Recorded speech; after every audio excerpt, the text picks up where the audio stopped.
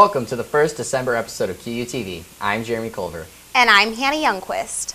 Topping our stories this week, to get into the holiday spirit, load up your car with your friends and head on over to Mormon Wavering Park for Quincy's Avenue of Lights.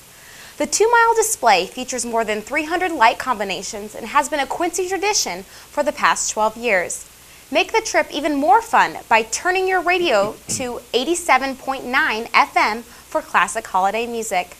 The lights are open every night through January 1st from 6 to 9:30, and it's $8 per vehicle. The park is located on North 36th Street, north of Kmart. These beautiful light arrangements will be sure to brighten your holidays. With the cooler temperatures approaching, you may be getting into the sweatpants and hoodie mode. So how about some inspiration from the MSA fashion show to get ready for the season? The Minority Student Association will host their 6th annual Rip the Runway fashion show this Saturday, December 3rd at 7:30 p.m. in the main dining room. With your student ID, $3 will get you into the show and the after party. Those from the community will be charged $5. The after party will go from 11 p.m. to 2 a.m. in the private dining room and will cost $2 if you do not attend the show. Be sure to take pictures of your fellow QU students as they strut their stuff down the runway. Quincy University Fine Arts and Communication students will be showing off their work next week at the 2nd Annual Multimedia Festival. The festival will take place on Thursday, December 8th at the Hawk's Nest in the lower level of the Student Center. Doors open at 7 p.m. and showtime is 7:30.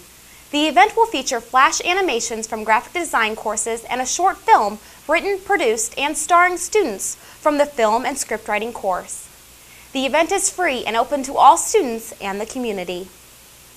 I spent some time on the set of the short film as part of the production crew and have behind-the-scenes look at the movie.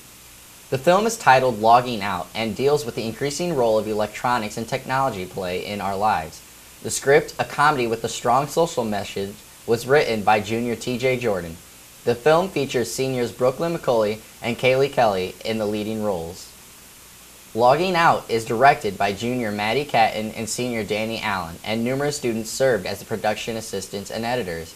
A reminder, the film debuts next Thursday at the Fine Arts and Communications Multimedia Festival. If you are more interested in gaming consoles than media festivals, we have something for you.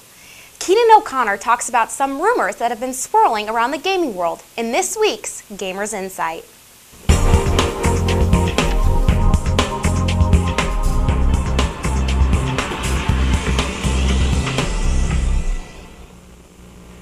Season's greetings, gamers, and welcome to the last edition of Gamers Insight for the fall semester.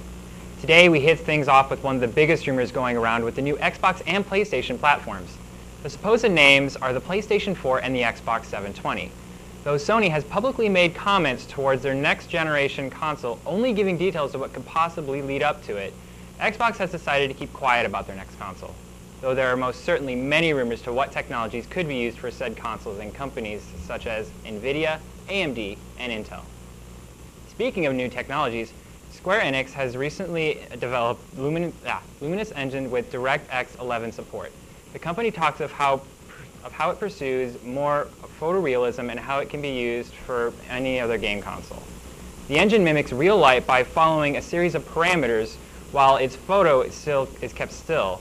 It is skeptical if the engine will follow up with an even better artificial intelligence and interaction interfaces that may be better than the leading engines out there. Updating from the story from a previous segment, Ubisoft Montreal has decided to come out publicly with the development of Rainbow Six Patriots. The game takes place in the Great Homeland here in the United States. However, unlike THQ's Homefront, you aren't fighting a foreign enemy, but your own countrymen.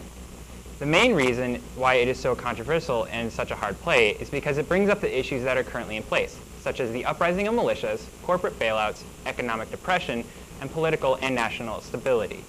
Bringing these issues to the entertainment industry, especially while they have heavy effect on many Americans currently, is sure to bring a heart-wrenching game to the table in 2013. EA will soon be releasing Star Wars: The Old Republic. Though it is currently only being said to be released on the PC platform, BioWare hopes to expand that option. The role-playing game hosts a series of both old and new characters, giving little spice to the prehistoric era game, and one game former and magazine editor is excited for, you can always play as Boba Fett. The game will be released for download or in-store purchase on December 20th. Finally, Sony has given the final specifications to its newly developed handheld system, PlayStation Vita. Said to revolutionize the handheld gaming industry, it launches early next year, packing some serious punch in the way for the handheld technologies. Following up from its predecessor, it's said to have 6-axis motion control with PS3 connectivity capability. Sony says that the Vita will be a huge step up from the PSP gaming-wise, with better graphics, better games such as Uncharted Golden Abyss, Resistance Burning Skies, and Wipeout 2048. Game Informer boasts that the Vita will start bridging the gap between the console and handheld gaming. Thanks for tuning in this semester, everyone, and hope you have a safe and enjoyable holiday season. Signing off for QUTV, I'm Keenan O'Connor. Dovahkiin.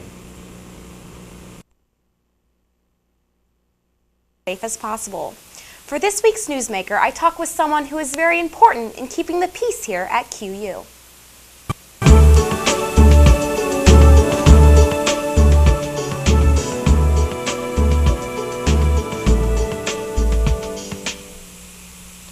I am here today with Sam Lathrop, the Director of Security here at QU, the new director. So Sam, what brought you to QU? Good fortune, Hannah. Nothing but good fortune. I was in law enforcement prior to coming to Quincy with a brief stop with the U.S. Army. I retired after 31 years at a department in Wisconsin, the Beloit Police Department. And the last 6 years there I was chief. And then I retired from Beloit and took a contracting job with the United States Army, 4th Brigade, 10th Mountain Division. And spent 17 months with them, the last 12 months in Afghanistan. And I just got home in October. And I think I got home on the 11th of October. On the 13th of October, I was down here interviewing for this position. So things have happened pretty quick, and it's just great to be here. I started looking I knew our deployment was ending in October, and so I started looking for opportunities around maybe May or June, and came across the Quincy security position, and always had an interest in working in security, especially at a university. I worked closely with Beloit College when I was back in Beloit. Very similar community to Quincy, and the university or the college there is very similar to the university here in a lot of different ways, small liberal arts college. And so I always had an interest in campus security, and when I saw this opportunity I applied, and here I am. So I'm sure this is a lot different than working in police, so how is it just less stressful? I think to the most part, yes, but maybe different kinds of stress. Other people have asked me about that, and it's, people still get angry and upset with our security officers. I just came from a meeting upstairs. My offices are upstairs here in Fryer, and had a very upset person over a parking ticket that he received. So is that stressful? Sure it is, especially for the officer that wrote it and the confrontation. And so many of those dynamics are still there. It maybe isn't a family disturbance or, armed confrontation or something a little bit more on the danger scale, but I think there's still some levels of stress involved for our officers for sure. So, different stress, I guess, would be the way to say it. Well, we thank you, Sam, and we thank you so much for joining us, and we look forward to what you will do with security here on campus. I'm looking forward to it. Thanks very much for having me. Thank you. If you're looking for a break from your studies before finals, SPV will be hosting Cram Jam next weekend. The event is meant to help students relax and have fun before finals week. There will be food, games, and Santa himself is said to be making a surprise visit to the event. Cram Jam is free for any QU students and starts at 9 p.m. on Sunday, December 11th in the main dining room. Be sure to come unwind before you take your finals. Everyone has had a rival at some point, whether it was school, work, or sports. What happens when two rivals are honored at the same place at the same time? Let's take a look in this week's Viral Video of the Week. This video was posted November 27th. The video includes two Canadian Football League legends who have hated each other their entire career. They are both 72 years old and are at a banquet honoring the two legends. Can you figure out what happens next?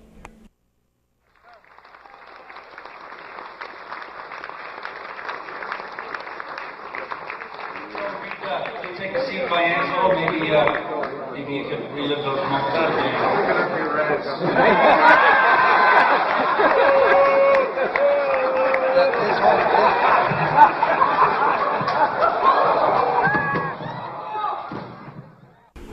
The man at the left of the video was legend Joe Cap, and the man on the right was legend Angelo Mosca. Joe appears to be trying to give Angelo something, a flower, and Angelo declines it. The video instantly went viral and in a couple of days has amassed over 200,000 views. And this week, it was the 5th highest most viewed video. Both men came out alright, but still hating each other. I hope to be kicking at that age. That was pretty intense. That is all we have for you this week. Tune in next week for our final episode of the semester. For QUTV, I'm Hannah Youngquist. And next week will also be our Christmas episode, to be sure to join us. I'm Jeremy Culver for QUTV, by the students, for the students.